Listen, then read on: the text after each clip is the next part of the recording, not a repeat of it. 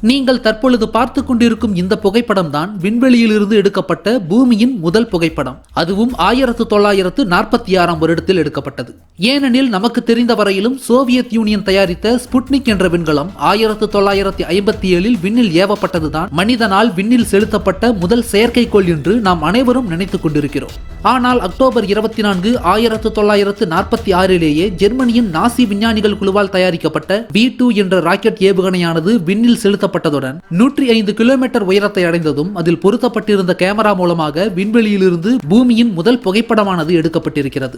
இரண்டாம் உலகப் போரின் முடிவில் ஜெர்மனி தோற்கடிக்கப்பட்ட பிறகு ரஷ்யா, இங்கிலாந்து, அமெரிக்கா உள்ளிட்ட நாடுகள் ஜெர்மனியால் தயாரிக்கப்பட்ட அந்த உலகின் முதல் ஏவுகணை ராக்கெட்டையும் அதன் விஞ்ஞானிகளையும் தங்கள் வசம் கைப்பற்றிக் கொண்டார்கள். அதன் மூலம் கிடைத்த அடிப்படை தொழில்நுட்பங்களை முன்மாதிரியாக கொண்டுதான் பிறகு அமெரிக்காவும் ரஷ்யாவும் போட்டி போட்டுக்கொண்டு செயற்கைக்கோள்களை விண்ணில் செலுத்தியது என்பது குறிப்பிடத்தக்கது.